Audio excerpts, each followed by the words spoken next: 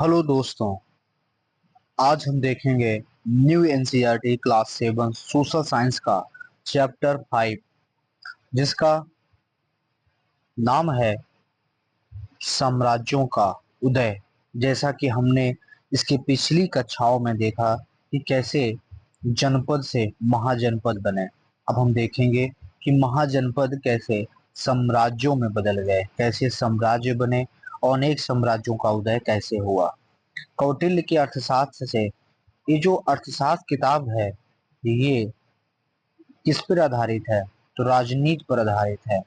तो कभी अगर सवाल पूछे कि कौटिल्य का अर्थशास्त्र किस पर आधारित है, तो आप उत्तर देंगे राजनीति पर, ना कि अर्थव्यवस्था पर। जन विहीन देश नहीं हो सकता और देश विहीन राज्य नहीं हो सकता। यानी जनता के विहीन कोई देश नहीं हो सकता और देश के बिना राज्य नहीं हो सकता। बिहार की बराबर पहाड़ियों में स्थित शैलकृत गुफा, आप इसको याद रखिएगा भी कि बराबर की पहाड़ियां कहाँ है, तो बिहार में है। बराबर की पहाड़ियां कहाँ है? बिहार में है। यहाँ 4 प्रश्नों के उत्तर हम खोजेंगे। पहला, साम्राज्य क्या होता है? साम्राज्यों का साम्राज्य क्या होता है? साम्राज्यों का उदय कैसे हुआ और उन्होंने भारतीय सभ्यता को कैसे आकार दिया? राज्य में राज्य से साम्राज्य बनने में कौन कौन से तत्व सहायक हुए? यानी पहले जन था, फिर जनपद हुआ, फिर महाजनपद हुआ, फिर राज्य हुआ, फिर साम्राज्य हुआ। 6वीं शताब्दी बीसीई से दूसरी शताब्दी बीसीई तक का जीवन कैसा था? यानी 400 सालों का जीवन कैसा था, उसके बारे में हमको जानकारी मिलेगी। ये एक दृश्य यहाँ छपा हुआ है, पाटलिपुत्र का एक कलात्मक चित्रण वर्तमान पटना के समीप था। पाटलिपुत्र कहाँ था? जहाँ आज पटना है। इसकी शुरुआत एक कहानी से करने की कोशिश की जा रही है। आइए हम भी कहानी से करते हैं। भविष्य और ध्रुव सॉरी भविष्य एवं ध्रुव अत्यंत आनंदित थे। उन्होंने अभी अभी अपने नवीन यंत्र इतिहास को सक्रिय किया था, जो उन्हें अतीत में ले जाने वाला एक काल यंत्र था।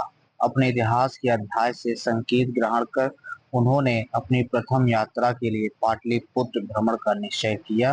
वे जानते थे कि यह नगर वही स्थित था जहां आधुनिक पटना है। महानगर की सीमा पर उतरते ही कुछ विस्मय से उन्होंने एक बालिका को एक घुड़सवार से वार्तालाप करते देखा, जो विचित्र वस्त्रों में था। घुड़सवार के चले जाने के बाद बालिका इनकी ओर मुड़ी और इन्होंने उसका नाम पूछा। मेरा नाम इरा है, मैं कान्हा दास की पुत्री हूँ, जो एक लोहार है। पाटलिपुत्र में आपका स्वागत है, आपसे मिलकर प्रसन्नता हुई। इरा, हमारे नाम भविष्य और ध्रुव है। धीरे बोलो, क्या तुम उन सैनिकों को देख रहे हो जो आगे बढ़ रहे हैं? वे पड़ोसी राज्य के विरुद्ध युद्ध लड़ने जा रहे हैं, जो हमें निरंतर संकट में डालता है। हमारे राजा जब तक संभव हो युद्ध से बचते हैं, परंतु आवश्यकता होने पर अपनी प्रजा की रक्षा भी करते हैं। जिन तलवारों के सैनिक ले जा रहे हैं, उनमें से कई तलवारों को गढ़ने में मेरे पिता ने सहायता की है और मेरे काका उन सैनिकों में से एक हैं। मैं तो उन्हें विदा करने आई थी, मुझे नहीं ज्ञात वे कब लौटेंगे। वे तीनों उस सेतु की ओर देखते हैं जिसमें से होकर सैनिकों का एक विशाल समूह नगर से बाहर जा रहा है। कुछ सैनिक अश्वों पर सवार हैं और सेना के प्रमुख हाथियों पर विराजमान हैं। इसके पश्चात तीनों बच्चे उसी सेतु से नगर में प्रवेश करते हैं। यह किस प्रकार का सेतु है? भविष्य ने पूछा। क्या इसके नीचे नदी है? यह सेतु हमारी सुरक्षा करता है, ईरा ने समझाया। जब भी नगर का आक्रमण का संकट होता है, तब इसे ऊपर उठा लिया जाता है। यह नदी नहीं है, बल्कि एक गहरी खाई है। जब यह चल सेतु उठा लिया जाता है, तब दुर्ग तक पहुंचना अत्यंत कठिन हो जाता है। क्या तुम दूर स्थित पर्वतों वनों को देख रहे हो? ये हमें इमारती लकड़ियां, औषधियां, बहुमूल्य संसाधन प्रदान करते हैं। सेना के लिए हाथी भी वहीं से पकड़े जाते हैं और प्रशिक्षित किए जाते हैं। उस दोस्तों, ये सब आपको मगध का इतिहास ही पढ़ाया जा रहा है, याद रखिएगा, कहानी के रूप में। उस पर्वत में वह खुला हुआ भाग क्या है, ध्रुव ने पूछा। वह एक गुफा है जो हमारे राजा उसे भिक्षुओं के लिए बनवा रहे हैं। मुझे आशा है कि जब इसका निर्माण कार्य पूरा हो जाएगा हम वहां जा सकेंगे, वही जो बराबर की पहाड़ियां थी। वे पाटलिपुत्र में घूमते हुए इसकी भव्यता निहारते हैं। ऊंची काष्ठ प्राचीरें, जिन पर प्रहरी मीनारें, भव्य राजमहल भवन, जीवन सड़कें हैं, इरा एक चहल पहल वाले बाजार की ओर संकेत करती है, जहां दूर देशों से व्यापारी आए हुए हैं। प्रस्थान से पूर्व आपको हमारे मुख्य बाजार का भ्रमण करना चाहिए। हमारे महाराज समस्त दिशाओं में आने वाले यात्रियों का स्वागत करते हैं। अतः यहाँ आपको चीन के रेशमी वस्त्र, दक्षिण भारत से आए मसाले और बहुमूल्य रत्न और विभिन्न क्षेत्रों के उत्तम वस्त्र सब कुछ मिलेगा। पाटलिपुत्र में कोई वस्तु दुर्लभ नहीं है। वे लोग वहाँ क्या कर रहे हैं, ध्रुव ने पूछा। ओ, वे सड़कों पर कला दिखाने वाले नट हैं। वे लोग मानव स्तंभ बनाते हैं, गीत गाते हैं, नृत्य करते हैं, लघु नाटक प्रस्तुत करते हैं, ताकि जन सामान्य का मनोरंजन हो सके। कभी कभी ये हमारे राजा के समक्ष भी प्रदर्शन करते हैं। तुम्हारे महाराज अत्यंत शक्तिशाली प्रतीत होते हैं, भविष्य ने कहा। क्या वे केवल पाटलिपुत्र के आसपास के क्षेत्र पर शासन करते हैं? उससे भी कहीं अधिक, ईरा ने उत्तर दिया। वे नगर से बाहर बहुत दूर तक एक व्यापक क्षेत्र पर शासन करते हैं। असंख्य ग्राम, नगर और जनपद इनके अधीन हैं। मेरे काका ने मुझे बताया था कि घोड़े पर यात्रा करके राज्य की सीमा तक पहुंचने में लगभग 2 माह का समय लग जाता है। यह तो केवल एक राज्य से कहीं अधिक विशाल प्रतीत होता है। आप इसे क्या कहते हैं? इसे साम्राज्य कहा जाता है, ईरा ने गर्व से कहा। अधीन अधीन वह शासक या राज्य होता था जिसने सम्राट के समक्ष समर्पण कर दिया हो। वे राजा या राज्य सम्राट को भेंट स्वरूप मुद्रा, स्वर्ण या अन्य बहुमूल्य धातु, अनाज, पशु, हाथी, अपने राज्य में उत्पन्न होने वाली अन्य बहुमूल्य वस्तुएं देते थे। ये भेंटें उनके समर्पण, निष्ठा तथा सम्मान का प्रतीक होती थी। अधीन राजा या राज्य का एक समानार्थी शब्द सामंत भी है। यह यह कहना उचित होगा कि अधीन राज्य या सामंत सम्राट के आधिपत्य को स्वीकार कर लेते थे। साम्राज्य क्या होता है, आपने इस कहानी में थोड़ा बहुत समझ लिया। और कैसे प्राकृतिक संसाधनों के माध्यम से कोई राज्य साम्राज्य बनने में सक्षम हो सकता है, इसके बारे में भी इस कहानी में जानकारी दी गई। जो लकड़ी, हाथी सब मिल रहे हैं चारों तरफ, उपजाऊ मिट्टी है, तभी वहाँ पेड़ पौधे भी हैं। तो इसी के तहत हम आगे बढ़ते हैं। साम्राज्य क्या होता है? एम्पायर, साम्राज्य शब्द की उत्पत्ति लैटिन भाषा इंपेरियम शब्द से हुई है। किससे? लैटिन भाषा से, जिसका अर्थ है सर्वोच्च सत्ता। साम्राज्य अनेक छोटे छोटे राज्यों अथवा क्षेत्रों का एक संघ होता था। प्रायः इन छोटे छोटे राज्यों को जीत कर उन पर एक शक्तिशाली शासक या शासक समूह शासन करता था। यद्यपि इन क्षेत्रों में अपने अपने राजा होते थे, किंतु वे सभी सम्राट के अधीन होते थे। सम्राट अपनी राजधानी से, जो सामान्यतः आर्थिक तथा प्रशासनिक दृष्टि से अत्यंत महत्वपूर्ण होते थे, संपूर्ण साम्राज्य का शासन चलाता था। प्राचीन संस्कृत ग्रंथों में सम्राट के लिए प्रयुक्त शब्द इस बात को स्पष्ट करते हैं, जैसे सम्राज, जिसका अर्थ है सर्वोच्च शासक, अधिराज, अधिपति, राजाधिराज अर्थात राजाओं का राजा। भारतीय इतिहास साम्राज्यों से परिपूर्ण रहा है। वे अस्तित्व में आए, विस्तृत हुए, कुछ समय तक बने रहे, फिर अचानक उनका पतन हुआ, अंततः वे लुप्त हो गए। वस्तुतः अंतिम साम्राज्य जिसने इस उपमहाद्वीप पर शासन किया, वह 1 शताब्दी पूर्व तक अस्तित्व में था, परंतु यह समय उस पर चर्चा करने का नहीं है। हम अतीत से आरंभ करते हैं, जिससे यह समझ सकें कि प्राचीन काल में साम्राज्य किस प्रकार कार्य करते थे और उन्होंने भारत की राजनैतिक, आर्थिक, सामाजिक, सांस्कृतिक उन्नति को कितनी गहराई से प्रभावित किया है।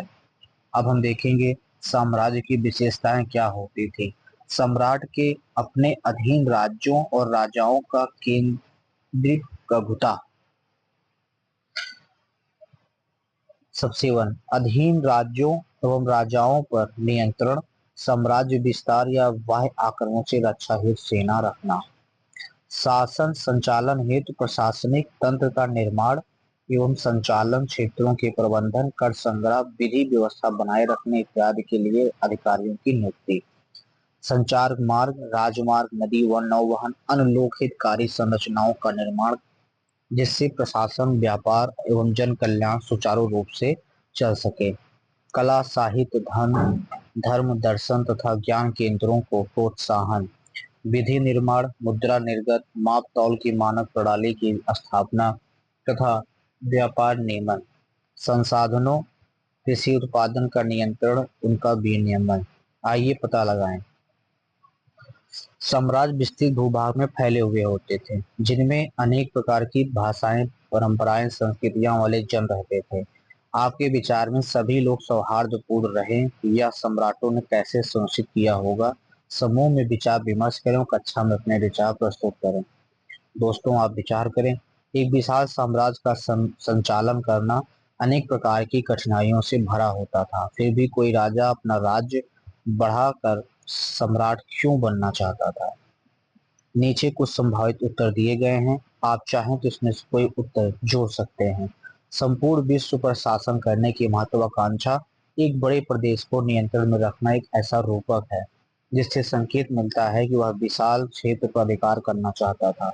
यह सुनिश्चित करना चाहता था कि भावी पीढ़ियां उन्हें याद रखें। एक विशाल भूप्रदेश को अपने अधीन कर वहां के संसाधनों का प्रयोग कर अपनी आर्थिक और सैन्य शक्ति बढ़ाने की इच्छा, स्वयं एवं अपने साम्राज्य के लिए महान संपदा प्राप्त करने की उत्कंठा। ये कुछ 3 उत्तर हो सकते हैं, बाकी आप सोचिएगा। सामान्यतः सम्राट स्थानीय राजाओं या प्रमुखों को अपने प्रति निष्ठा तथा भेंट के बदले अपने कुछ क्षेत्रों का प्रशासन करने की अनुमति देते थे। प्रशिक्षित सेनाएं पड़ोसी राज्यों को जीतने, उन पर नियंत्रण स्थापित करने तथा साम्राज्य की सीमाओं की सुरक्षा करने हेतु भेजी जाती थी। सामरिक दृष्टि से महत्वपूर्ण स्थलों जैसे साम्राज्यों के सीमाओं पर दुर्गयुक्त नगर निर्मित किए जाते थे। साम्राज्य विस्तार हेतु कोई राज्य सर्वप्रथम अपने सीमावर्ती क्षेत्रों पर आक्रमण कर उन्हें विजित करने का प्रयास करता था। शासक नदियों या व्यापारी मार्गों पर नियंत्रण करने का प्रयास करते थे। शासक कहाँ? नदियों या व्यापारिक मार्गों पर नियंत्रण करने का प्रयास करते थे, क्योंकि इससे उन्हें मूल्यवान संसाधनों पर अधिकार के साथ साथ व्यापार से कर राजस्व भी प्राप्त होता था। जब अनेक लघु राज्यों में प्रभुत्व के लिए संघर्ष होता था, तब जिस राज्य के पास प्रबल सैन्य बल और अधिशेष संसाधन होते थे, वह अंततः सार्वभौम अधिपति बनता था।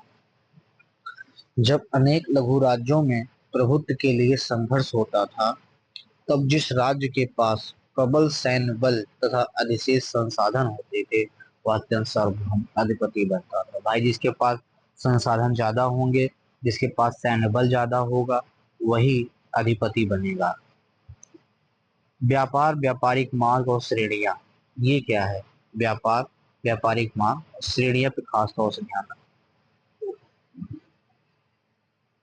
दूरस्थ क्षेत्रों में सैन्य अभियान संचालित करना जितना सरल प्रतीत होता है, वास्तव में उतना सरल नहीं होता। एक सेना का संचालन अत्यंत व्यवसाध्य होता है। सैनिकों को भोजन, वस्त्र, शस्त्र, वेतन देने की आवश्यकता होती है। हाथियों तथा घोड़ों का पालन पोषण करना पड़ता है, सड़कों तथा नौकाओं का निर्माण करना पड़ता है इत्यादि। इन सभी कार्यों को संपन्न करने हेतु पर्याप्त आर्थिक सामर्थ्य, श्रमिकों का नियंत्रण, संसाधनों तक पहुंच आवश्यक होती है।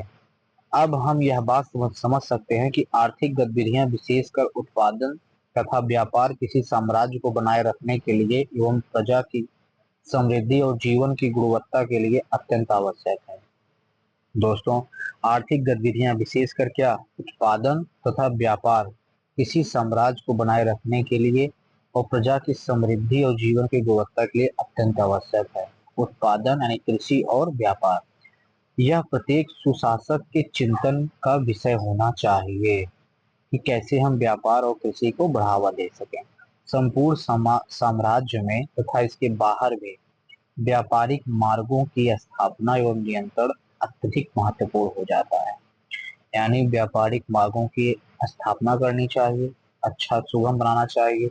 इससे व्यापार की जाने वाली वस्तुओं की मात्रा तथा विविधता में वृद्धि होती है, जिससे उत्पादकों की आय और शासकों के राजस्व में वृद्धि होती है।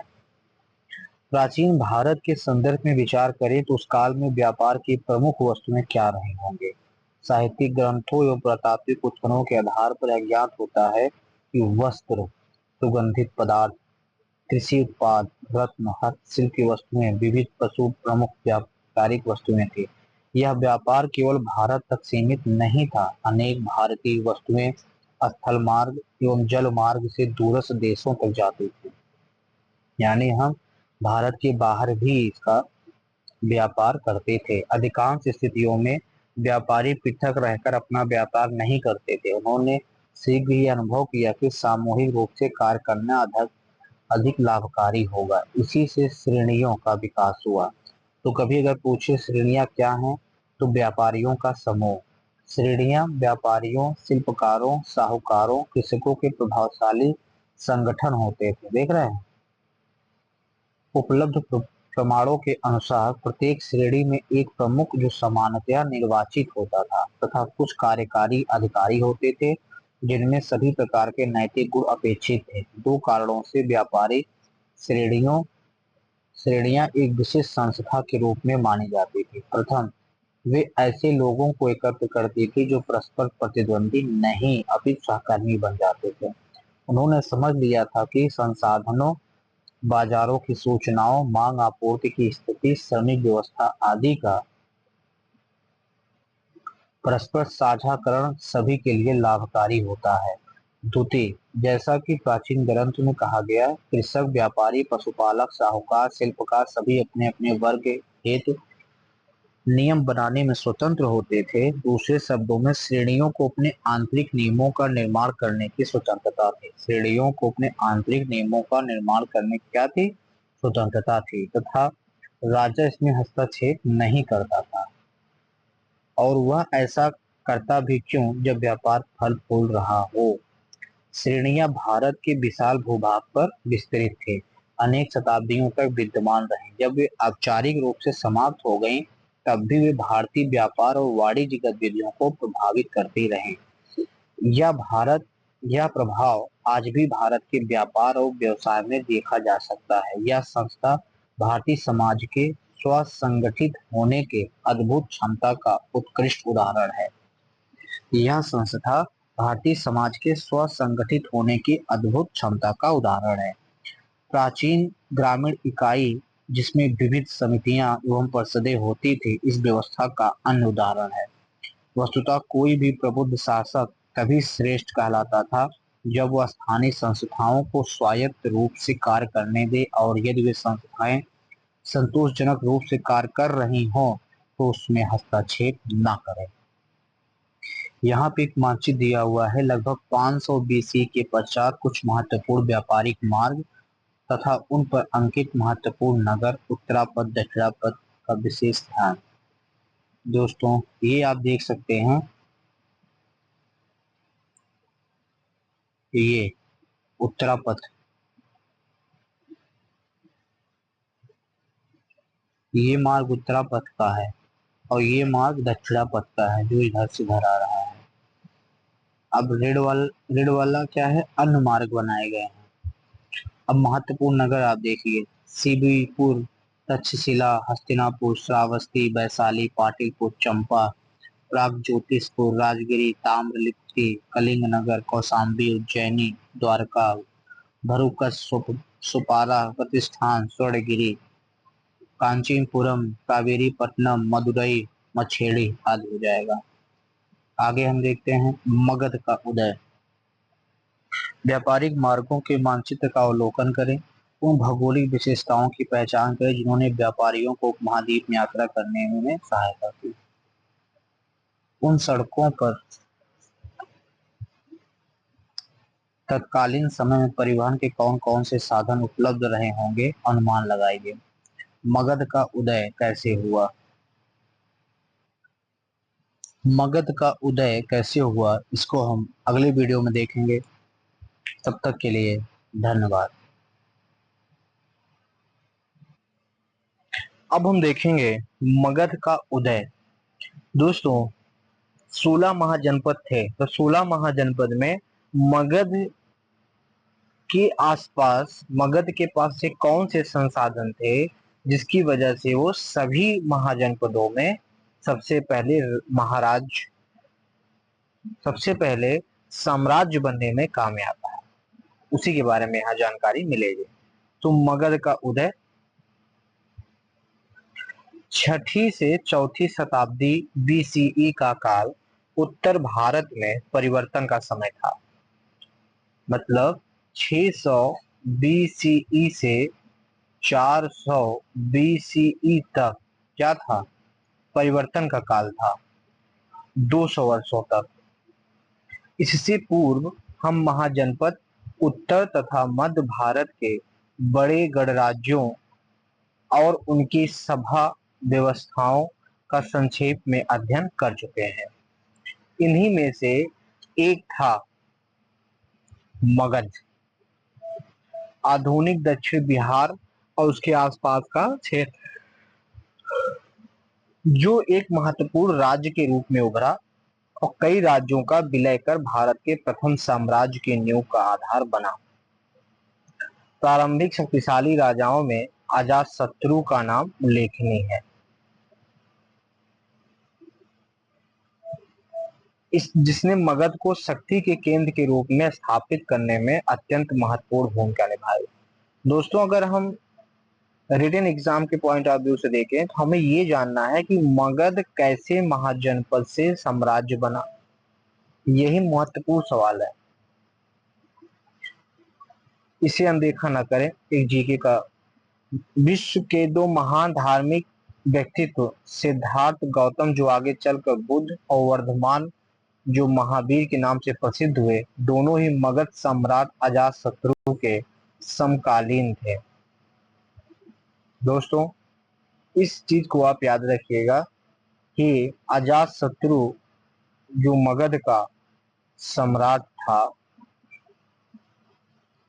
उसी के समकालीन आपके महात्मा बुद्ध और महावीर स्वामी दोनों थे। अजातशत्रु के समकालीन अगर सवाल आता है तो आपको ये उत्तर लगाना है। मगध साम्राज्य संसाधनों से समृद्ध, मगध साम्राज्य संसाधनों से समृद्ध। देखिए अब क्यों वो आगे बढ़ा, इसकी बात चल रही है कि आखिर में क्यों मगध साम्राज्य एक साम्राज्य बना है। मगध साम्राज्य संसाधनों में समृद्ध, गंगा के उपजाऊ मैदान में स्थित था, जहां उपजाऊ भूमि, प्रचुर मात्रा में इमारती लकड़ी प्रदान करने वाले वन, हाथी जैसे महत्वपूर्ण पशु थे। यह भी ध्यान रखने वाली बात है कि लौह धातु का उपयोग कृषि और युद्ध कलाओं सहित अन्य तकनीकी परिवर्तन का प्रमुख कारण था। तो आप देख सकते हैं उसकी जो लोकेशन है मगध की, वो ऐसी जगह है जहां से वो प्राकृतिक संसाधनों का भरपूर इस्तेमाल कर पाया, चाहे उपजाऊ मिट्टी हो, चाहे इमारती लकड़ी हो, चाहे हाथी जैसे बलशाली जानवर हो, या फिर धातु का प्रयोग कृषि और युद्ध कलाओं में करने की तकनीकी। निकट के पर्वतीय क्षेत्रों से प्राप्त लौह अयस्क और अन्य खनिज संसाधन मगध साम्राज्य के विस्तार में अत्यंत सहायक सिद्ध हुए। लोहे के हल द्वारा भूमि की जुताई से कृषि उत्पादन में तीव्र वृद्धि हुई। लोहे के हल के द्वारा हल्के व तेज धार वाले लोहे के शस्त्रों ने सेना की युद्ध क्षमता को भी अधिक सशक्त बना दिया, यानी अब युद्ध जीतना आसान हो गया था। उत्तर भारत के नगर खुशीनारा, वर्तमान कुशीनगर की घेराबंदी करते और युद्ध करते हुए पैदल, घुड़सवार और हाथियों पर सैनिकों को दर्शाता सांची के स्तूप की विस्तृत पट्टिका। इस सांची का स्तूप पर एक पट्टिका बनी है जिसमें दिखाया गया है, ये आप देख सकते हैं यहाँ पे घोड़े हैं, ये हाथी हैं, लोगों के हाथों में तलवारें भी हैं, इधर भी आप देख सकते हैं। इसका मुख्य उद्देश्य बुद्ध के अवशेषों को पुनः प्राप्त करना था। पट्टिका के बाएं हाथ में हाथी पर ले जाते हुए उन्हें दिखाया गया है।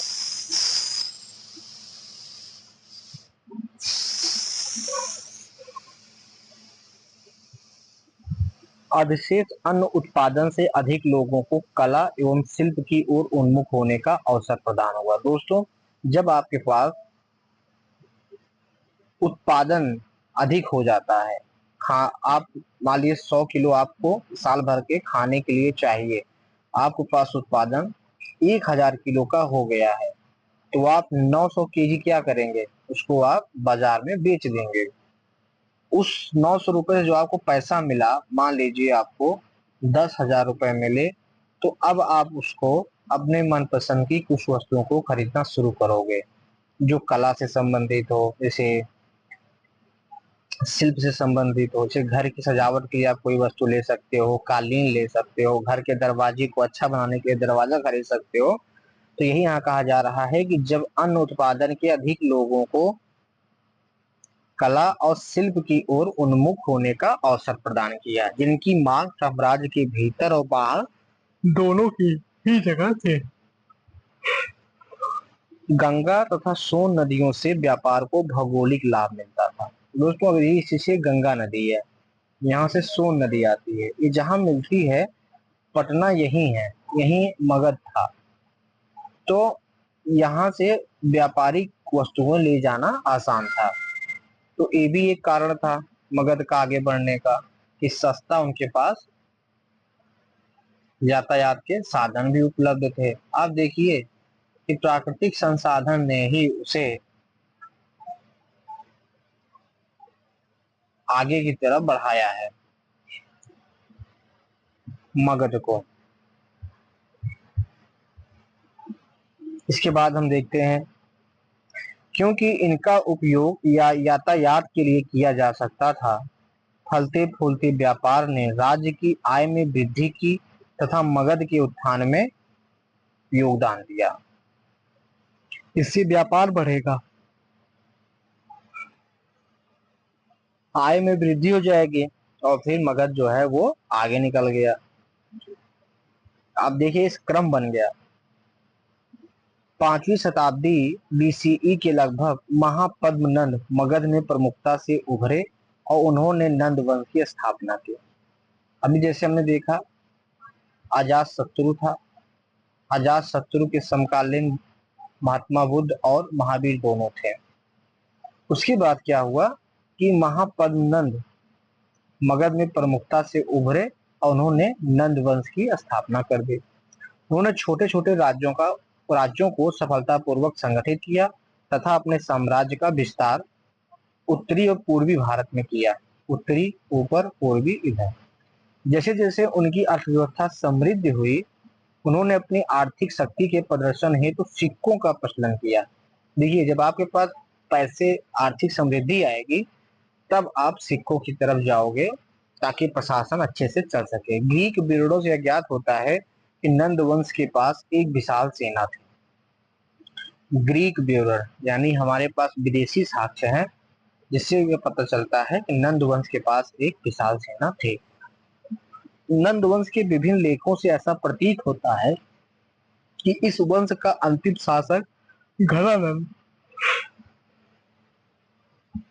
अत्यधिक धनवान होने के बावजूद अत्यंत अलोकप्रिय हो गया था। दोस्तों, जैसे नंद वंश का स्थापना महापद्मनंद महापद्मनंद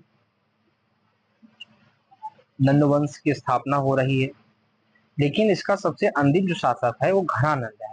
वो क्या था? अत्यंत अलोकप्रिय था। धनवान तो था, क्योंकि वो अपनी प्रजा का उत्पीड़न और शोषण करता था। इससे नंद वंश की पराजय तथा विशालतम साम्राज्यों में से एक मौर्य साम्राज्य में इसके समाहित होने का मार्ग प्रशस्त हो गया। सूत्र सूत्र एक संक्षिप्त एवं सुव्यवस्थित वाक्यांश होते हैं, जिनमें ज्ञान और महत्वपूर्ण भारतीय विचारों का इस प्रकार संचय होता है कि उनका सहजता से स्मरण किया जा सकता है तथा अगली पीढ़ियों तक पहुंचाया जा सकता है। इसे अनदेखा न करें। पाणिनि की स्मृति में जारी एक भारतीय डाक टिकट।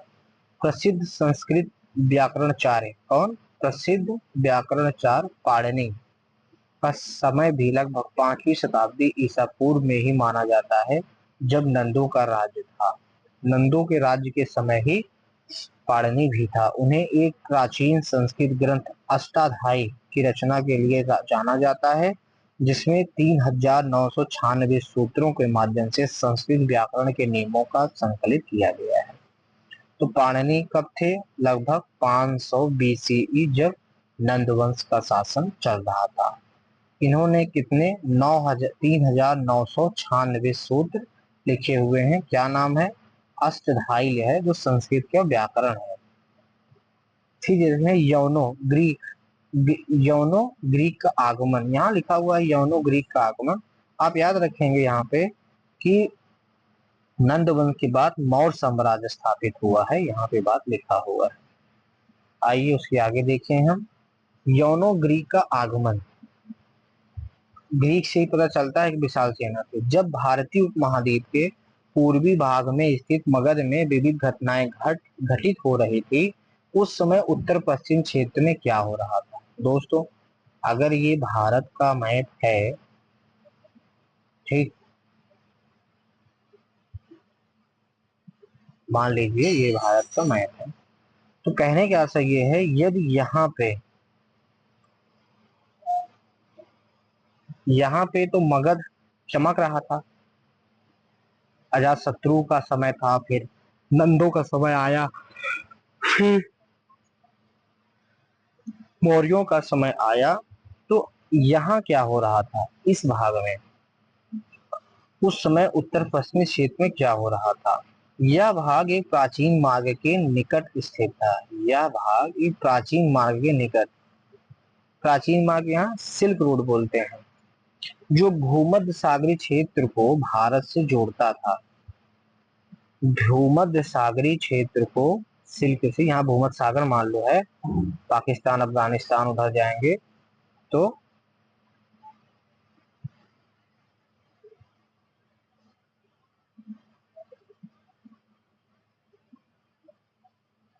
उसके बाद हम देखते हैं यहाँ अनेक लघु राज्य विद्यमान थे। ग्रीक वेदांतों के अनुसार क्या थे? लघु राज्य, यानी छोटे छोटे राज्य यहाँ स्थापित रहे होंगे। ग्रीक वेदांतों के अनुसार उन राज्यों में पौरव वंश प्रमुख था। कौन? पौरव वंश, जिसके शासक राजा पुरु या फिर पूरस थे। यहाँ पर एक राज्य स्थापित हुआ रहा होगा जिसका नाम था पौरव। पौरव वंश यहाँ स्थापित था, जिसका शासक कौन था? पुरु या फिर पोरस, यहाँ का राजा था। अब हम यहाँ थोड़ा देखते हैं।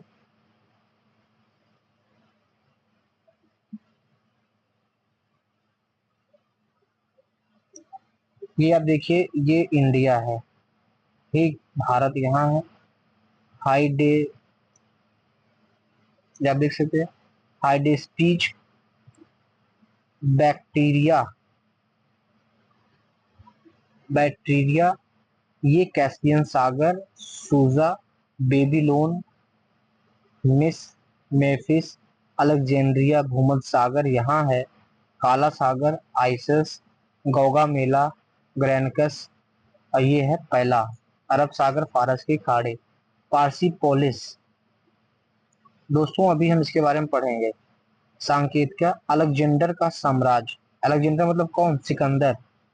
सिकंदर का साम्राज्य आप देख रहे हैं, यहाँ पूरा फैला हुआ है। मतलब भूमध्य सागर, काला सागर, कैस्पियन सागर का उत्तर, ये पूरा पाकिस्तान, अफगानिस्तान, इंडिया के थोड़े से स्थान पे यहाँ पर पूरस वंश स्थापित रहा होगा। ठीक है, अलेक्जेंड्रिया मार्ग, कि अलेक्जेंडर का मार्ग है वो कैसे आया था, आगे बढ़ा हुआ है, देख रहे हैं, इस प्रकार से आगे बढ़ते हुए वो आगे की तरफ जा रहा है, और फिर ऐसे ऐसे बढ़ते हुए फिर वापस की तरफ जाएगा। यहाँ देखिए युद्ध, युद्ध देखिए यहाँ किया हुआ है, मैं आपको दिखा सकूं तो युद्ध वो कहाँ कर रहा है? ये यहाँ युद्ध हुआ है, यहाँ युद्ध हुआ है, यहाँ युद्ध हुआ है। ये वाला क्षेत्र आप देख रहे हैं, ये भारत का क्षेत्र है, यहीं से पूरब से लड़ाई होगी उसके। अब आप यहाँ देखें, तो ये नदी कौन है? सिंध की नदी है ना, ये सिंध नदी है। ये पंजाब है, ये झेलम है, हाइडेस्पिज, सिंध, मकरान तट, तो झेलम नदी। अभी हम इसको आगे पढ़ेंगे तो समझ में आएगा कि ये फोटो जो छपी है ये क्यों छपी है।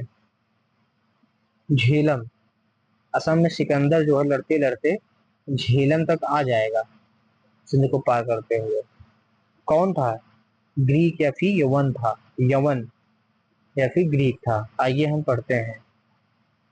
334 से 331 बीसीई, 334 से 331 बीसीई, मैसिडोनिया के एक युवा और शक्तिशाली ग्रीक शासक अलेक्जेंड्रिया ने ग्रीस पर पूर्व में हुए फारसी आक्रमणों का बदला लेने के लिए फारसी साम्राज्य के विरुद्ध अभियान चलाया। उसमें फारस शासित भारत के उत्तर पश्चिम क्षेत्र के कुछ भारतीय सैनिकों ने ग्रीक सेना के विरुद्ध युद्ध लड़ी थी। अलेक्जेंडर ने फारसी साम्राज्य पर विजय प्राप्त की, जिसके परिणाम स्वरूप वह ग्रीक संस्कृति का प्रभाव व्यापक रूप से फैला। वहां ग्रीक संस्कृति का प्रभाव व्यापक रूप से फैला। उसका साम्राज्य 3 महाद्वीपों में विस्तृत हो गया, जो विश्व इतिहास में सबसे बड़े साम्राज्य में से एक था।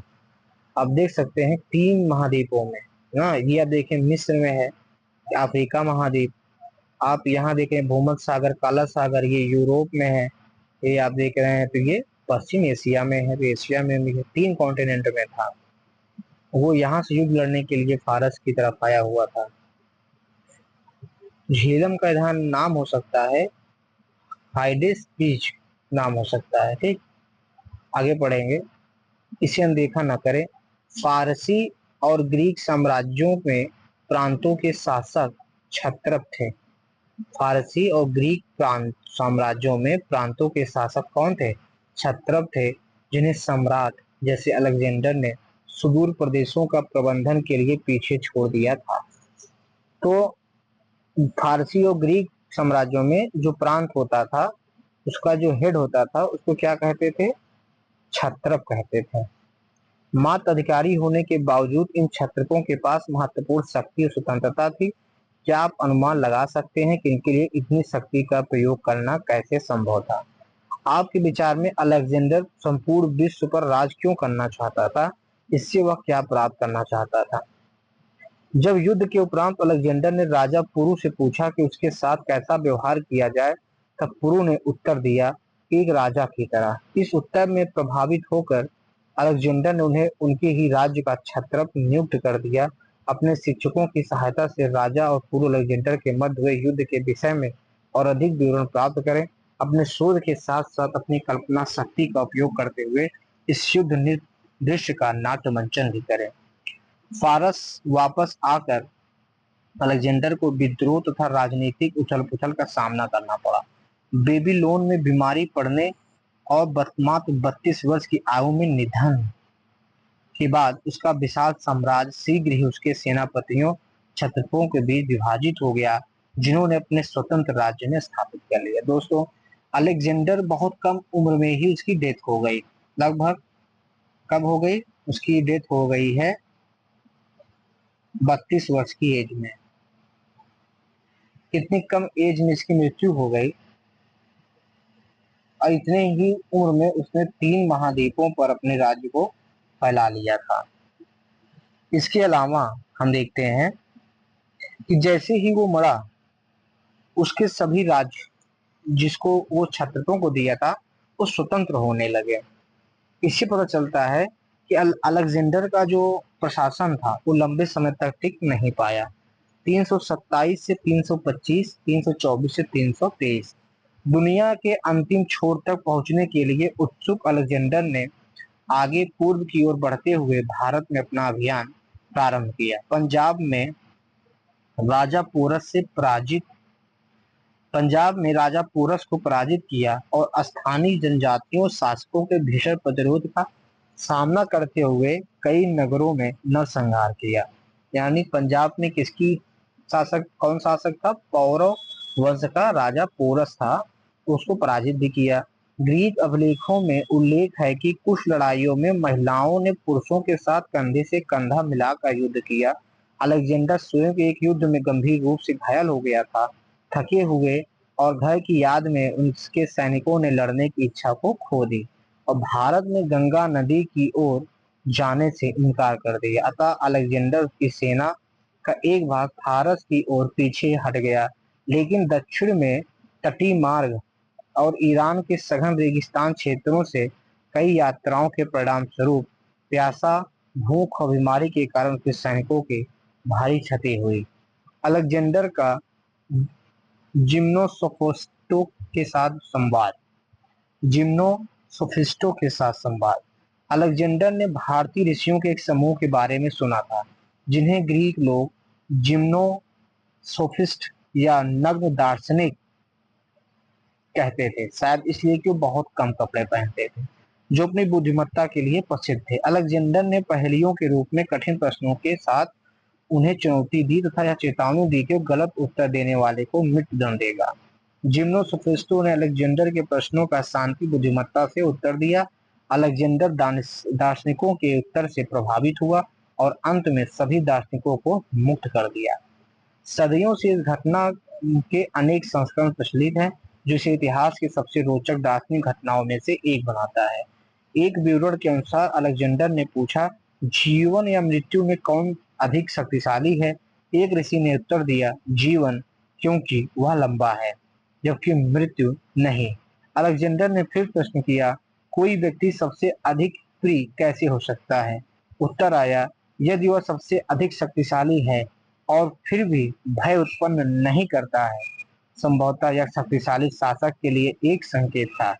इतिहासकार इस प्रकार के वैचारिक संवादों को ग्रीक और भारतीय दर्शन परंपराओं के मध्य एक महान बौद्धिक संगम के रूप में देखते हैं। एक ग्रीक सिक्का आप देख सकते हैं, जिसमें संभवतः घोड़े पर सवार अलेक्जेंडर को हाथी पर सवार पोरस पर आक्रमण करते हुए दिखाया गया है। ये जो सिक्का है, माना जा रहा है कि ये हाथी है, हाथी पर पोरस बैठे हैं, इधर सिकंदर है यानी अलेक्जेंडर है, जो पोरस पर क्या आक्रमण कर रहा है। शक्तिशाली मौर्य साम्राज्य। उत्तर पश्चिम की संक्षिप्त यात्रा के उपरांत आइए हम पुनः मगध लौटे, जहां हमने नंद साम्राज्य का अंत देखा था। जब अलेक्जेंडर अपनी सेना के साथ भारत से लौट गया, उसके कुछ वर्षों बाद लगभग 321 बीसीई में एक नए वंश और साम्राज्य का उदय हुआ, मौर्य साम्राज्य, जिसकी स्थापना चंद्रगुप्त मौर्य ने की थी। ये फैक्ट है दोस्तों कि चंद्रगुप्त मौर्य ने स्थापना की थी मौर्य साम्राज्य की। इस प्रतापी राजा ने शीघ्र ही नंद साम्राज्य के क्षेत्रों को अपने अधीन कर लिया और मगध साम्राज्य का निरंतर विस्तार किया।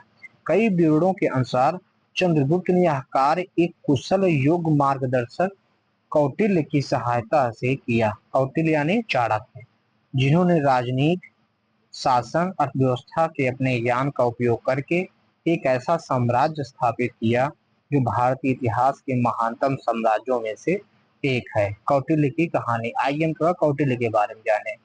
बौद्ध ग्रंथों के अनुसार कौटिल्य, जिन्हें कभी कभी चाणक्य या फिर विष्णुगुप्त भी कहा जाता है, आप याद रखें, तीन नाम। चाणक्य का एक नाम क्या है? विष्णुगुप्त है। एक नाम क्या है? कौटिल्य। विश्वविख्यात तक्षशिला। तक्षशिला पाकिस्तान में इस समय है। वर्तमान तक्षशिला विश्वविद्यालय के आचार्य थे। कहाँ पड़ता है? पाकिस्तान में। ये भारत है तो तक्षशिला यहाँ कहीं पड़ता है, ठीक है, वर्तमान पाकिस्तान में है। तो उस समय जो तक्षशिला था वो बहुत ही विख्यात विश्वविद्यालय था, जहाँ पे खास तौर से वैद की पढ़ाई कराई जाती थी। जैसे यहाँ से चरक भी पढ़े होंगे हैं, सुश्रुत भी पढ़े हुए हैं। उनकी प्रसिद्ध कथा की शुरुआत अत्यंत अलोकप्रिय शासक घनानंद के दरबार से होती है। यानी विष्णुगुप्त की जो प्रसिद्ध कथा की शुरुआत अत्यंत अलोकप्रिय शासक घनानंद के दरबार से होती है। आप देख सकते हैं दोस्तों, यहाँ पे तक्षशिला छपा हुआ है। हमने बोला पाकिस्तान के आसपास है, ये कांधार अफगानिस्तान, कुछ कलावती यहाँ पर है, अभी हम इसको देखते हैं, कहानी पढ़ने के बाद चित्र को अच्छे से समझेंगे। कौटिल्य ने घनानंद को परामर्श दिया कि वह अपने शासन के तौर तरीके बदल ले, अन्यथा अपने साम्राज्य का पतन देखने को तैयार हो जाए। परंतु क्रोधित घनानंद ने कौटिल्य का अपमान किया और उन्हें अपने दरबार से बाहर निकाल दिया। जब कौटिल्य ने नंद शासन का अंत करने की तब कौटिल्य ने नंद वंश की अंत करने की शपथ ली। तो कौटिल्य के दिमाग में ही आ गया था कि इसको खत्म करना है। ये है नंद साम्राज्य। नंद वंश कहाँ तक था? राजधानी, महत्वपूर्ण नगर और नदियां। आइए देखें, तो ये पूरा क्षेत्र नंद वंश का क्षेत्र है। आप देख सकते हैं यहाँ पे नदियां हैं, इस सिंधु नदी है, झेलम, चिनाब, रावी, ब्यास, सतलज। सिंध, झेलम, चिनाब, रावी, ब्यास, सतलज है। ये आप देख सकते हैं मथुरा है, महाजनपद है, श्रावस्ती है, वैशाली है, कौशाम्बी, विदिशा, उज्जैनी, राजगिरी, चंपा, पाटलिपुत्र। अब आप देखें नदियों के बारे में हम देखेंगे। नदी अगर देखें, अगर ये गंगा नदी है, इसकी सहायक नदी यमुना है, यमुना की सहायक चंबल है, चंबल की सहायक यहाँ बनास है। इधर देखिए माही नदी बह रही है, इधर जाएगी। नर्मदा नदी यहाँ है, तापी नदी इधर जाएगी। बेतवा नदी ये भी यमुना में जाएगी। सोन नदी देखिए, सोन नदी यहाँ से बहते हुए जाएगी,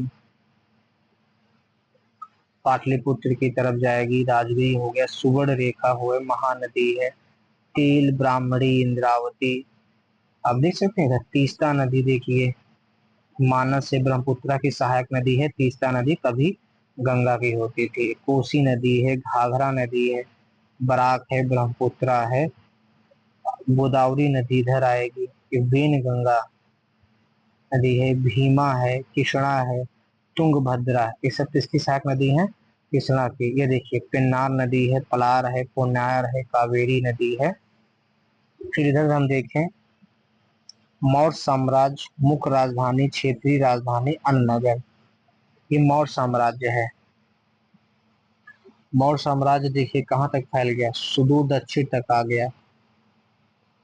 केरल पुत्र, पांड और चोल, तीन राज चल रहे हैं, केरल पुत्र, पांड और चोल है। ये कावेरी के पलार है। इधर सुवर्णगिरी, अमरावती, प्रतिष्ठान, धौली, अब देख रहे हैं धौली, तोसाली, ताम्रलिप्ति, चंपा, पाटलिपुत्र, वैशाली, श्रावस्ती, संकिसा, अहिच्छत्र।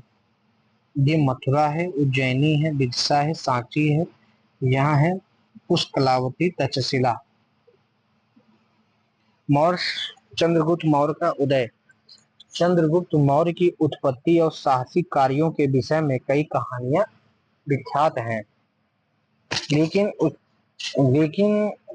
उनका सामान्य परिचय यह है कि उन्होंने नंद वंश का अंत किया और मगध पर अपने शासन की नींव रखी और पाटलिपुत्र को अपनी राजधानी बनाया। क्या आपको स्मरण है कि मगध को अपनी भौगोलिक स्थिति और सुदृढ़ आर्थिक प्रणाली, समृद्ध व्यापार के कारण कई लाभ थे? इन सब के साथ ही कुशल रणनीतिकार कौटिल्य की सलाह ने चंद्रगुप्त मौर्य को धीरे धीरे अपने साम्राज्य का विस्तार करने में सहायता की। चंद्रगुप्त मौर्य ने उत्तर पश्चिम में अलेक्जेंडर द्वारा नियुक्त ग्रीक क्षत्रपों को हराया। इस क्षेत्र को एक ऐसे साम्राज्य के रूप में एकीकृत किया जो उत्तर के मैदानी भाग से लेकर दक्षिण के पठार तक फैला हुआ था। चंद्रगुप्त मौर्य ने ग्रीकों को पराजित करने के बाद भी उनके साथ राजनयिक संबंध बनाए रखे और अपने दरबार में ग्रीक इतिहासकार राजनयिक मेगास्थनीज का स्वागत किया। तो मेगास्थनीज किसके दरबार में था? चंद्रगुप्त मौर्य के दरबार में था। मेगास्थनीज किसके दरबार में था? चंद्रगुप्त मौर्य के दरबार में था। जिसने कौन सी पुस्तक लिखी है? इंडिका। चंद्रगुप्त मौर्य के दरबार में मेगास्थनीज था, जो ग्रीक से आया हुआ था, इतिहासकार भी था, राजनयिक भी था। उसने पुस्तक इंडिका लिखी थी, भारत की अपनी यात्राओं के बारे में लिखा। यह अपनी तरह का पहला लिखित विवरण था जो दुर्भाग्यवश आज पूर्ण रूप में उपलब्ध नहीं है।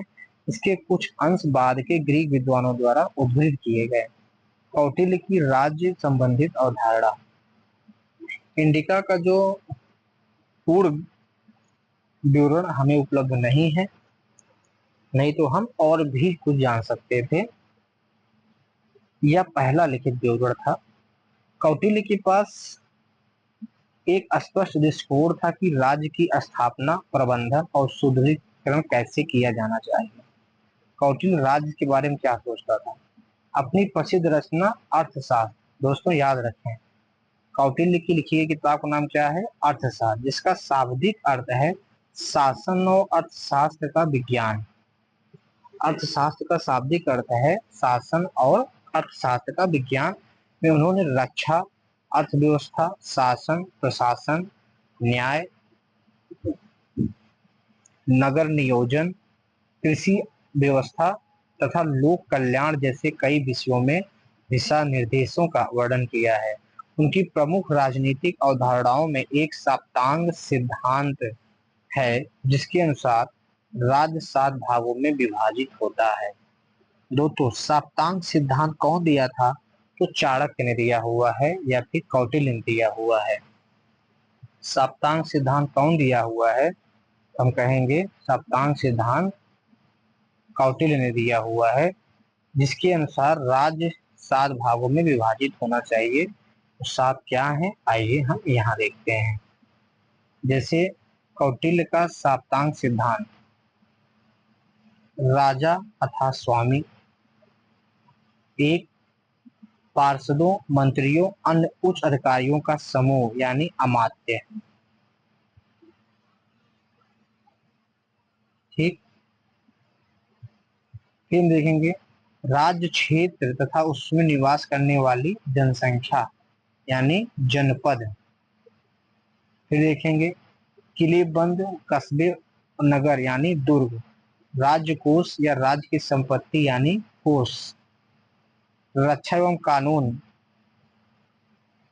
रक्षा एवं कानून व्यवस्था की शक्तियां यानी दंड। सहयोगी यानी मित्र। 7वां क्या है? मित्र है। इसको दोस्तों इसी क्रम में याद रखना है। ठीक है, देखो पहला राजा, दूसरा हम मान लेते हैं अमात्य, तीसरा जनपद यानी जन, चौथा दुर्ग, पांचवा कोष, छठवां दंड और 7वां मित्र। इस साप्तांग सिद्धांत है कि राजा होना चाहिए, राजा हो, उसके बाद अमात्य हो, अधिकारी हो, जनपद हो, फिर दुर्ग हो, कोष हो, दंड हो और फिर मित्र भी होने चाहिए, सहयोगी होने चाहिए। कौटिल्य के साप्तांग, कौटिल्य के अनुसार साप्तांग को एक साथ मिलकर एक व्यवस्थित, सुसंरक्षित और समृद्ध राज्य की स्थापना करनी चाहिए, ताकि राज्य के समक्ष जैसी भी परिस्थितियां आए उसे युद्ध या शांति के लिए गठबंधन के माध्यम से बनाए रखा जा सके। उन्होंने समाज में कानून और व्यवस्था के महत्व पर बल दिया, जिसके लिए एक सशक्त प्रशासन की आवश्यकता है। उन्होंने भ्रष्टाचार से निपटने के लिए अनेक कानूनों का भी विवरण दिया। लोगों की भलाई के विरुद्ध जाने वाले किसी भी कार्य के लिए दंड विधान भी निर्दिष्ट किए। कौटिल्य कहते हैं, एक राजा को अपनी प्रजा के कल्याण को बढ़ावा देकर अपनी शक्ति में समृद्धि करनी चाहिए, क्योंकि शक्ति ग्राम क्षेत्र से आती है, जो समस्त आर्थिक गतिविधियों का स्रोत है। ग्रामीण क्षेत्र में उन लोगों पर विशेष अनुग्रह करना चाहिए, किसको? राजा को, जो लोगों को लाभ पहुंचाने वाले कार्य करते हैं, जैसे तटबंध, सड़क, पुल बनाना, गांव का सौंदर्यीकरण करना, उनकी रक्षा करने में सहायता करना।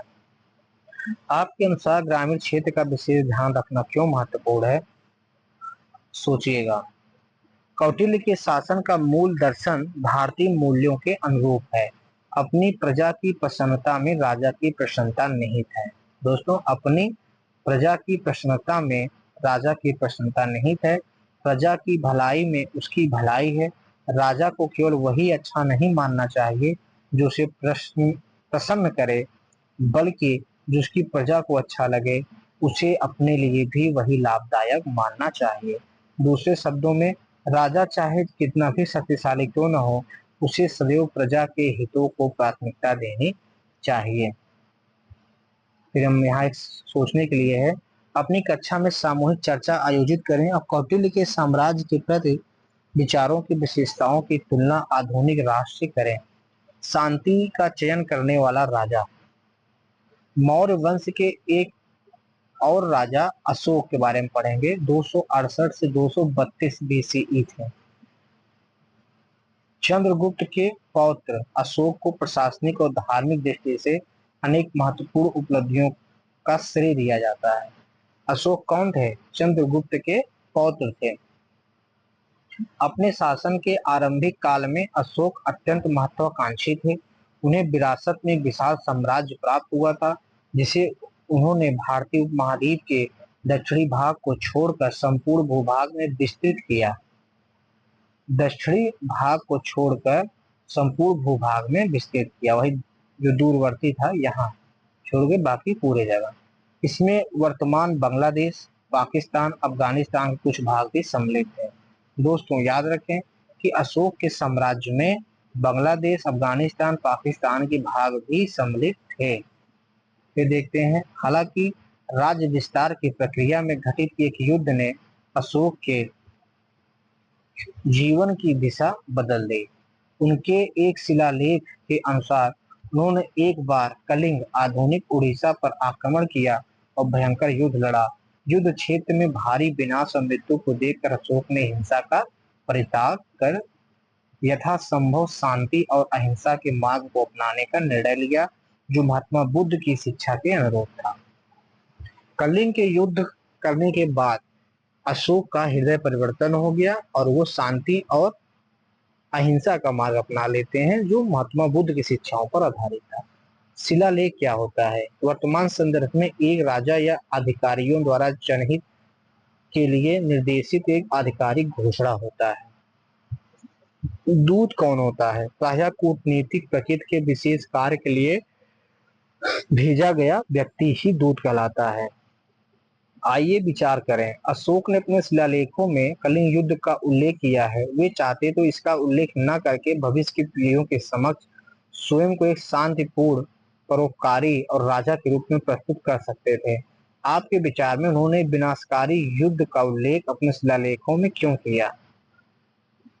युद्ध की शिक्षाओं को अपनाने के उपरांत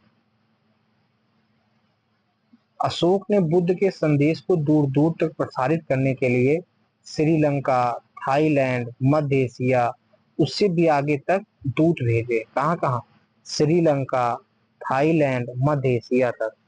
बुद्ध की शिक्षाओं को अपनाने के उपरांत अशोक ने बुद्ध के संदेशों को दूर दूर तक प्रसारित करने के लिए श्रीलंका, थाईलैंड और कंबोडिया, मध्य एशिया तक, यानी आप समझें ये भारत है, श्रीलंका भी भेजा, मध्य एशिया यहाँ भी भेजा और ये इधर थाईलैंड में भी भेजा, दूर भेजे थे। अशोक ने अपने साम्राज्य के कई स्थानों पर चट्टानों या स्तंभों का शिलालेख उत्कीर्ण करवाए थे।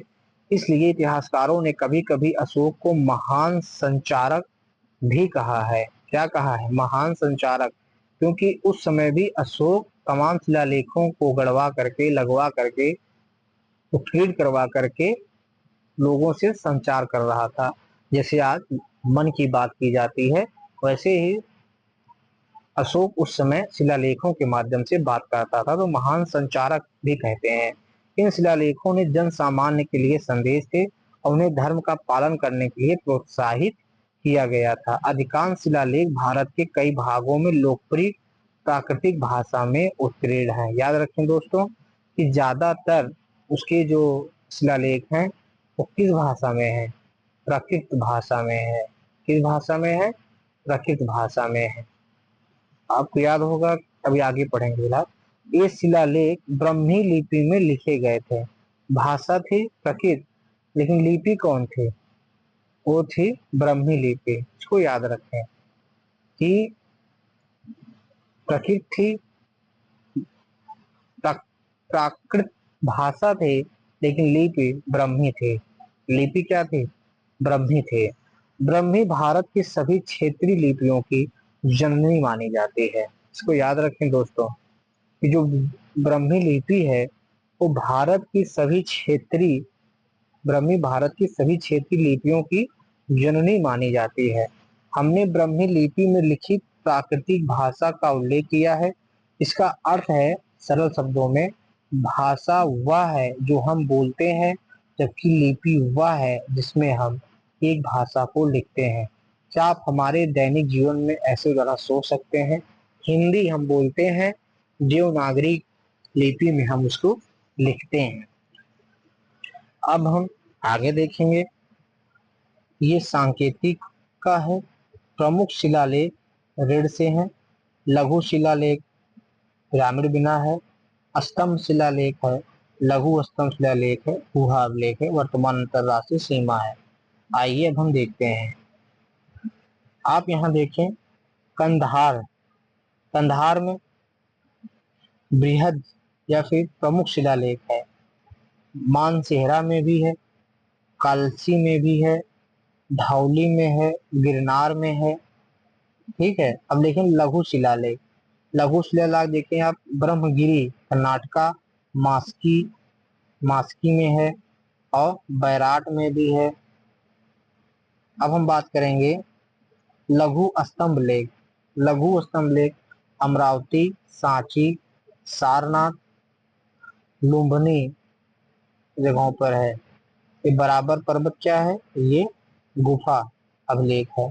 अपने शिलालेखों में अशोक ने स्वयं को देवा नाम प्रियदर्शी या देवा नाम प्रियदर्शी कहा है। अपने शिलालेखों में अशोक ने स्वयं को देवा नाम प्रियदर्शी या देवा नाम प्रियदर्शी कहा है। पहले शब्द का अर्थ है देवताओं का प्रिय। क्या अर्थ है? देवताओं का प्रिय। दूसरे का अर्थ है दूसरों के प्रति दयालुता से व्यवहार करने वाला।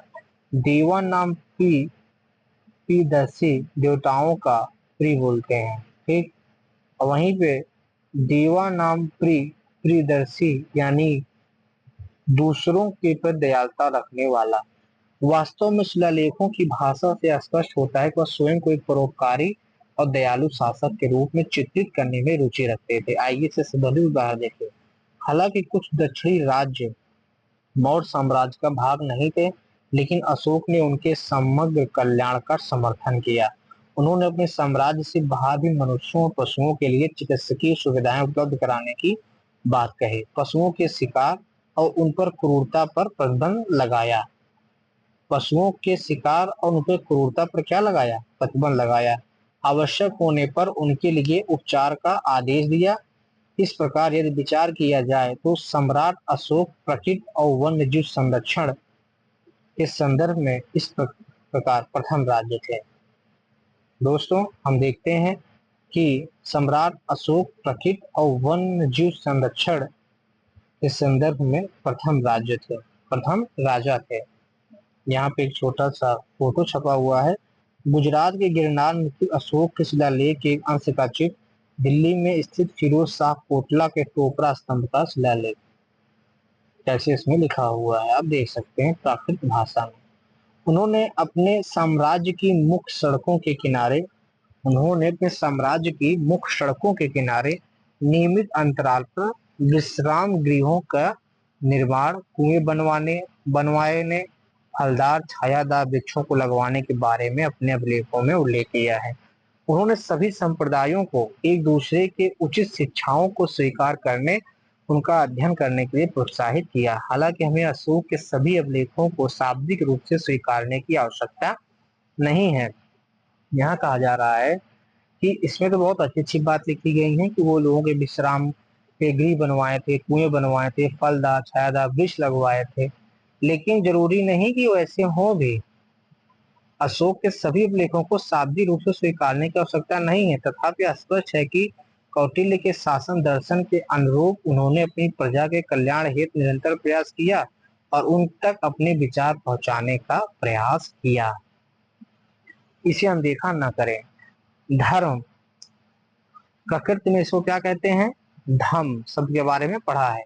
इसका भाव सहजता से नहीं समझा जा सकता। सरल शब्दों में धर्म का अर्थ है नैतिक नियम या परिवार, समुदाय या राष्ट्र के प्रति किसी व्यक्ति का नैतिक अथवा धार्मिक कर्तव्य।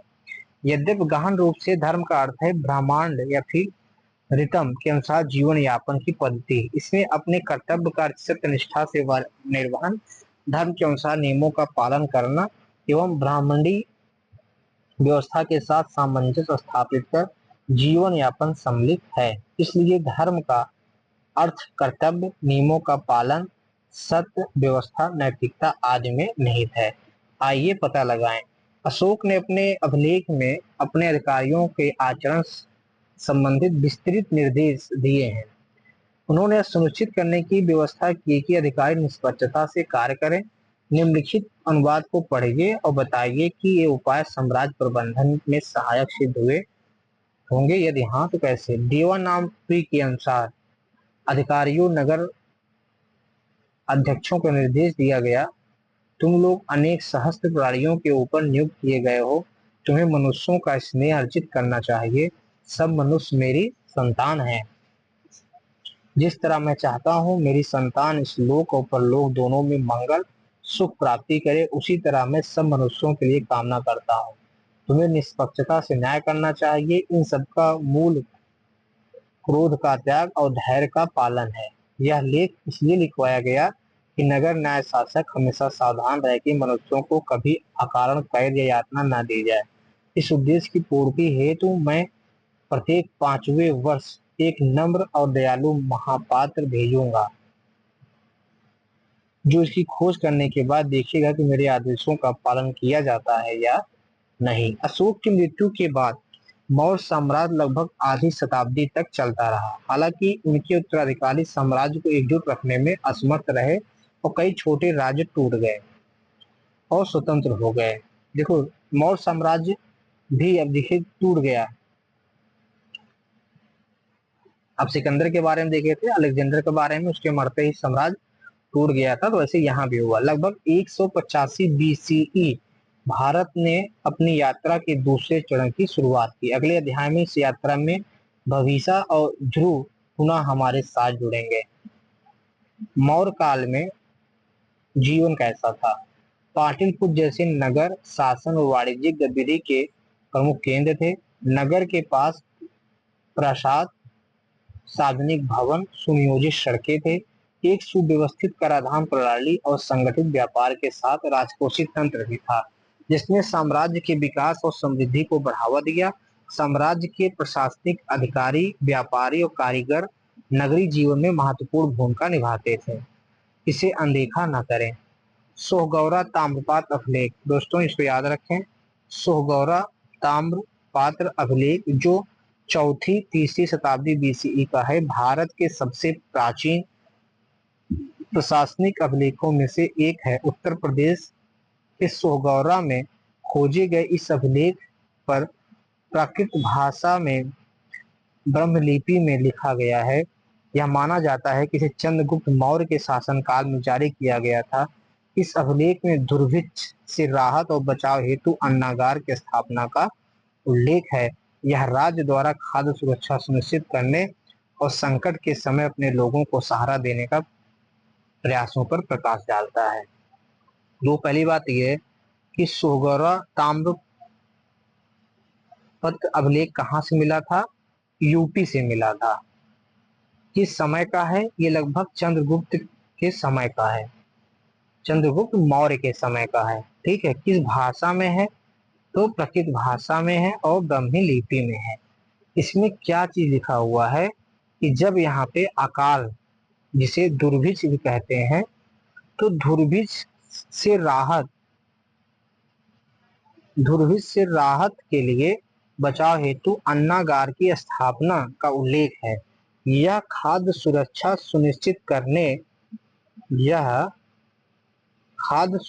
सुनिश्चित करने और संकट के समय अपने लोगों को सहारा देने का पर प्रकाश डालता है। तो आप इसको याद रखेंगे। आइए आगे देखें।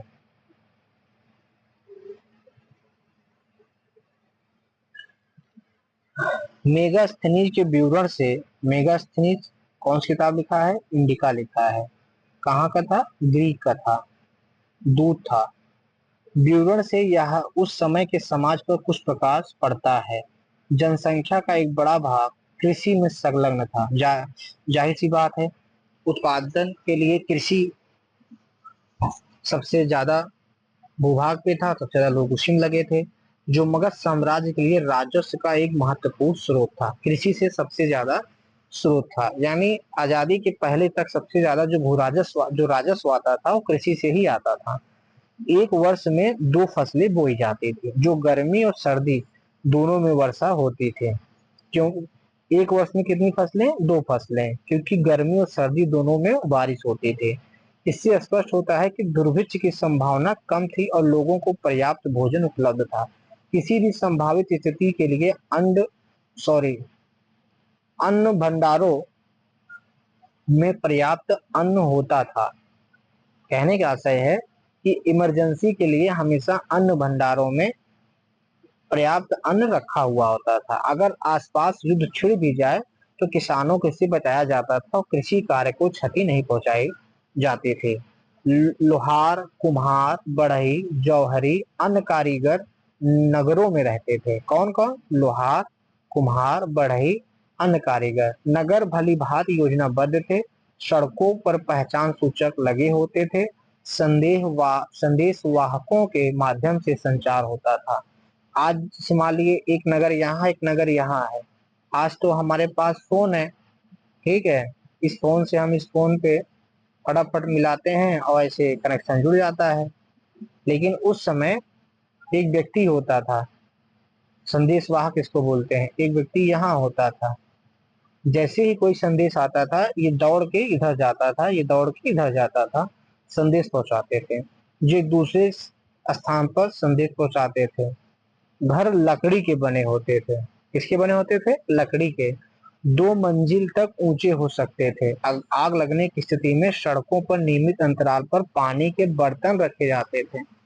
से ये सड़क है, अगर यहाँ पे घर है, ठीक, यहाँ घर है, यहाँ बीच बीच में पानी के बर्तन रखे होते थे। अगर आग लगे तुरंत इस पे लगा दिया, पानी छिड़क दिया जाए। और घर 2 मंजिला तक बन सकते थे। किस चीज के? लकड़ी के। बाद के ब्यौरों में उल्लेख है कि लोग सूती कपड़े भी पहनते थे, जो घुटनों से नीचे टखनों तक पहुंचते थे और ऊपरी वस्त्र को वे अपने कंधों तक डालते थे। कुछ लोग अलंकृत चमड़े के जूते पहनते थे। उन जूतों के तलवे मोटे होते थे ताकि वे लंबे दिखें। तो यानी सूती के कपड़े पहनते थे, चमड़े के जूते भी पहनते थे। आइए पता लगाएं। इतिहासकार के रूप में अगले पृष्ठ पर प्रस्तुत कलाकृतियों को ध्यान से देखें। मौर्य युग के लोगों जीवन के बारे में आप क्या निष्कर्ष निकाल सकते हैं? दर्शाई गई प्रतिकृति मूर्ति कला की सुंदरता और उत्कृष्टता के साथ साथ कई महत्वपूर्ण संदेश देने वाला एक उत्कृष्ट उदाहरण है। इसका शीर्ष भाग अशोक द्वारा वाराणसी के पास स्थित सारनाथ में बनवाया गया था। दोस्तों, यह ये आप जो देख रहे हैं, जो भारत सरकार का प्रतीक भी आता है प्रशासन में, आप देखते हैं मौर्य अपने अत्यधिक पॉलिश किए गए चमकदार स्तंभों के लिए प्रसिद्ध थे, जैसा सारनाथ स्तंभ शीर्ष में देखा जा सकता है। ये कहाँ उपस्थित है? अशोक द्वारा सारनाथ। सारनाथ कहाँ है? वाराणसी में बनवाया गया था। सारनाथ वह स्थान है जहाँ महात्मा बुद्ध ने अपना पहला प्रवचन दिया था और धर्म चक्र परिवर्तन के नाम से विख्यात है। इस कलाकृति के 4 सिंह, क्या 4 सिंह राजकीय शक्ति के प्रतीक हैं। 4 सिंह, 1 2 3, एक पीछे है। कलाकृति के नीचे चक्राकृति, ये आप देख सकते हैं, वलयाकार में 4 शक्तिशाली पशुओं, हाथी, बैल, घोड़ा, सिंह। कौन कौन है? हाथी, बैल, घोड़ा, सिंह। दोस्तों, इसका नाम याद रखिएगा, कई बार एग्जाम में आता है कि कौन कौन से जानवर छपे हैं। तो हाथी, बैल, घोड़ा और सिंह। हाथी, बैल, घोड़ा और सिंह को दर्शाया गया है। इसके साथ ही धर्म चक्र, ये है धर्म चक्र जो महात्मा बुद्ध की शिक्षाओं का प्रतीक है वह भी इस पर अंकित है। धर्म चक्र का प्रतीक ये है, हाथी, घोड़ा, बैल और सिंह छापे गए थे। यह चित्र आप में कईयों को परिचित लग सकता है। वास्तव में स्तंभ के शीर्ष को भारत के राष्ट्रीय प्रतीक के रूप में चुना गया। इसमें संस्कृत का आदर्श वाक्य सत्यमेव जयते अर्थात सत्य की जीत,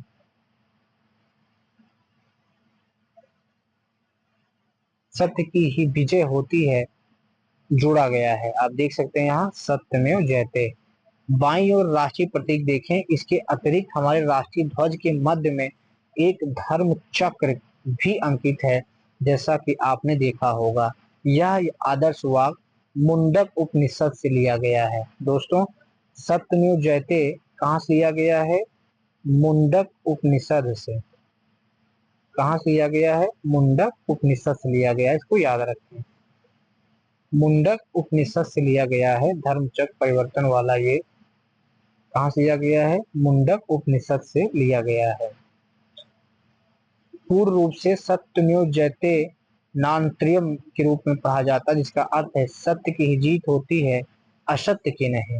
सत्यमेव जयते नान्त्रियम, सत्य मुंडको उपनिषद से लिया गया है, सत्य की ही जीत होती है, असत्य की नहीं। आइए कुछ मौर्यकालीन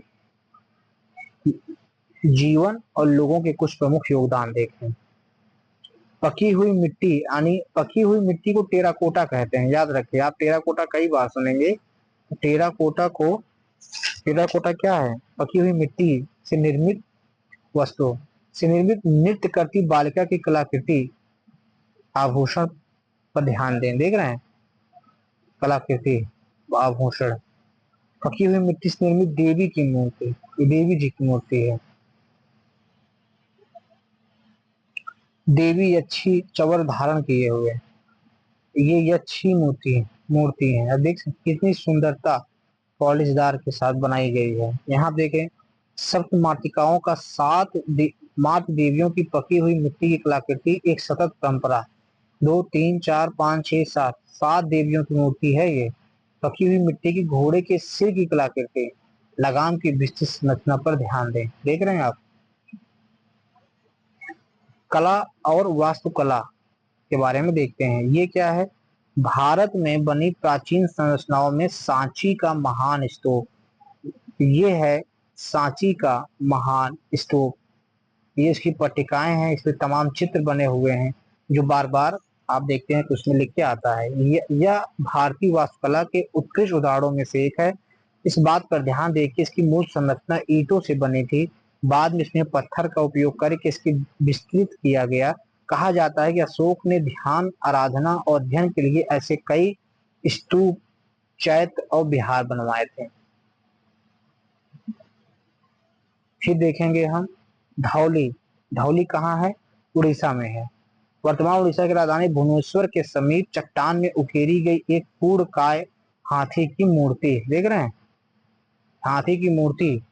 यह महात्मा बुद्ध, बुद्धिमान, शक्तिशाली, धैर्यवान, शांत को प्रतीक के रूप में दर्शाया गया है।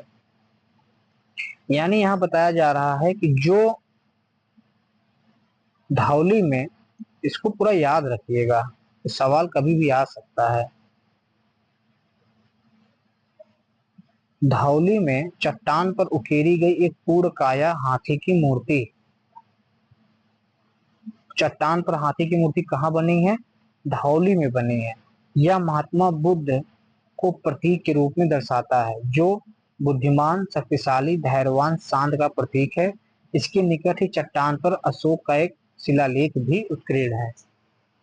ये महात्मा बुद्ध का प्रतीक है, जो धैर्यवान, शक्तिशाली, शांत और बुद्धिमानी का प्रतीक है। आइए पता लगाएं। नीचे दिए गए सिक्कों के अलग अलग चिन्हों पर ध्यान दीजिए। इन चिन्हों का अर्थ क्या है? हो सकता है आप अनुमान लगाइए। मौर्यकालीन आहत पंचमार्क सिक्कों का एक संग्रह, अशोक का एक आहत सिक्का। तो मौर्यकालीन कौन सिक्के थे? आहत सिक्के थे, पंचमार्क सिक्के थे। इसे अनदेखा न करें। स्तूप के केंद्र में बड़ी अर्धगोलाकार संरचना अंडाकार होती है। यह ब्रह्मांड का प्रतिनिधित्व करती है। स्तूप आप देखिए ऐसे होता है ना, ये जो है ब्रह्मांड का प्रतिनिधित्व करती है। और प्रायः पवित्र अवशेषों को रखने के लिए निर्मित की जाती है। उपासक इसके चारों ओर परिक्रमा करते हैं, जिसे प्रदक्षिणा कहते हैं। क्या कहते हैं? प्रदक्षिणा कहते हैं। साम्राज्यों की दुर्बलताएं। आखिर हम पढ़ेंगे ऐसी क्या कारण थे कि अशोक के मरने के बाद बहुत दिन तक मौर्य साम्राज्य टिक नहीं पाया। आप आगे कक्षाओं में विश्व के अन्य स्थानों पर अतीत के शक्तिशाली साम्राज्यों के बारे में पढ़ेंगे, जैसे रोमन, फारसी, ऑटोमन, स्पेनिश, रूसी, ब्रिटिश इत्यादि। ये सभी बहुत पहले ही समाप्त हो चुके थे, परंतु इतिहासकार इन साम्राज्यों के पतन के कारणों पर निरंतर चर्चा करते रहते हैं। जैसा कि हमने देखा, इन कारणों में से एक साम्राज्य के कुछ क्षेत्रों का स्वतंत्र होने का प्रयास है। हमने क्या देखा कि इन कारणों में से एक साम्राज्य के कुछ क्षेत्रों का स्वतंत्र होने का प्रयास है। मतलब पतन होने में एक कारण क्या है? जो उसके राज्य थे वो स्वतंत्र होना चाहते थे। जब सम्राट युद्ध या सूखे के समय अधिक संसाधनों की आवश्यकता होती है, ऐसा तब होता है जब सम्राट को युद्ध या सूखे के समय अधिक संसाधनों की आवश्यकता होती है। इसके फलस्वरूप स्थानीय शासकों पर कर की मांग बढ़ जाती है।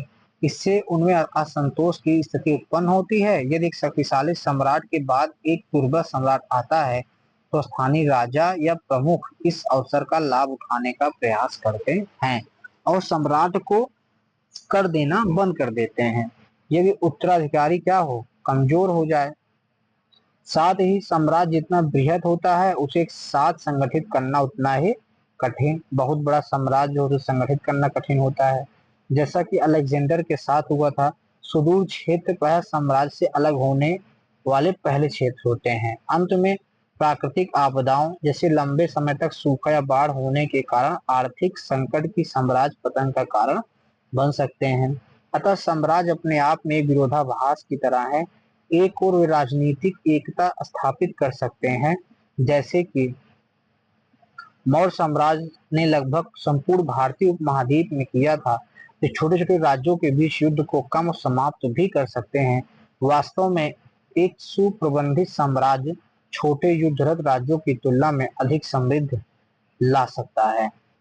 एक सुप्रसिद्ध साम्राज्य, यहाँ कहा जा रहा है कि एक सुप्रसिद्ध सुप्रबंधित साम्राज्य छोटे युद्धरत राज्यों की तुलना में अधिक समृद्धि ला सकता है। साम्राज्य सामान्यतः निरंतर युद्ध के साथ स्थापित होते हैं, अपना अस्तित्व शक्ति दंड के द्वारा बनाए रखते हैं, जिससे वे समय के साथ आंतरिक रूप से दुर्बल और अस्थिर हो जाते हैं। यहाँ पे कुछ टाइमलाइन दिया हुआ है, ये आखिरी पेज है। आप देखिए 600 ईसा पूर्व में महाजनपद है, 500 ईसा पूर्व तक। अब अजात शत्रु आ गए, मगध आगे बढ़ रहा है। नंद वंश है 400 से 321 तक। फिर यहाँ पे आप देखेंगे मौर्य साम्राज्य आ गया। मौर्य साम्राज्य रहेगा 321 से लगभग, देख रहे हैं आप, 185 तक है। अशोक का समय 300 बीसी तक था। चंद्रगुप्त मौर्य 321 समय तक था। इसके आगे फिर मौर्योत्तर काल आ जाएगा। आगे बढ़ने से पहले इस चैप्टर का सारांश हम देखते हैं। साम्राज्य अनेक छोटे राज्यों या क्षेत्रों से मिलकर बना एक बड़ा क्षेत्र होता है। सम्राट अपने साम्राज्य का विस्तार मुख्यतः प्रसिद्धि प्राप्त करने, शक्ति अर्जित करने, सैन्य शक्ति तथा संसाधनों और आर्थिक जीवन को नियंत्रित करने के लिए करते हैं। भारत के प्रारंभिक साम्राज्य प्रचुर प्राकृतिक संसाधनों, सिंचाई, परिवहन के लिए नदियों की उपस्थिति तथा व्यापार के लिए विभिन्न प्रकार के उत्पादनों से संपन्न क्षेत्रों में उदित हुए। उत्तर पश्चिम भारत में अलेक्जेंडर के अभियान का राजनीतिक प्रभाव सीमित था, लेकिन इसने भारतीय ग्रीक संस्कृतियों संपर्क के द्वार खोल दिए। यहाँ ये बताया जा रहा है कि जो अलेक्जेंडर भारत पर आक्रमण किया, उससे वो राजनीतिक शक्ति तो अधिक नहीं पाया, लेकिन भारत और ग्रीक संस्कृति का आदान प्रदान जरूर हुआ, का रास्ता खुल गया। वो भले ही यहाँ पे क्षेत्र पर कब्जा अधिक नहीं कर पाया, परंतु ग्रीक और भारतीय संस्कृतियों के बीच मेल करा दिया। मौर्यों ने एक विशाल साम्राज्य बनाया, जिसकी विरासत शताब्दियों तक चली। उनकी विरासत में व्यापारिक मार्गों, आर्थिक प्रणालियों को सुदृढ़ करना, व्यापार के लिए सिक्कों का व्यापक उपयोग, उत्कृष्ट रूप से संरक्षित की गई नगरीय बस्तियां और प्रशासन की एक विस्तृत प्रणाली सम्मिलित है। उन्होंने कला और वास्तुकला को भी प्रोत्साहित किया। अशोक अपनी उपलब्धियों का प्रसार करने, दयालु सम्राट की छवि प्रस्तुत करने के लिए उत्सुक थे। उन्होंने अपनी प्रजा को धर्म का पालन के लिए प्रोत्साहित किया। यहाँ कुछ प्रश्न दिए गए हैं, आप इस पर विचार कीजिएगा। साम्राज्य की विशेषताएं क्या हैं? यह राज्य से किस प्रकार भिन्न होता है, इसकी व्याख्या कीजिए। राज्य में साम्राज्यों में परिवर्तन के महत्वपूर्ण कारक क्या हैं? अलेक्जेंडर को विश्व इतिहास में महान शासक क्यों माना जाता है? प्रारंभिक भारतीय इतिहास में मौर्य वंश महत्वपूर्ण माना जाता है, कारण बताएं। कौटिल्य के कुछ प्रमुख विचार क्या थे, उनमें से कौन से विचार आज भी आसपास देख सकते हैं? तो आप प्रश्नों को पढ़िएगा, उसका जवाब देने की कोशिश करिएगा। हम मिलते हैं दूसरे चैप्टर में, तब तक के लिए धन्यवाद।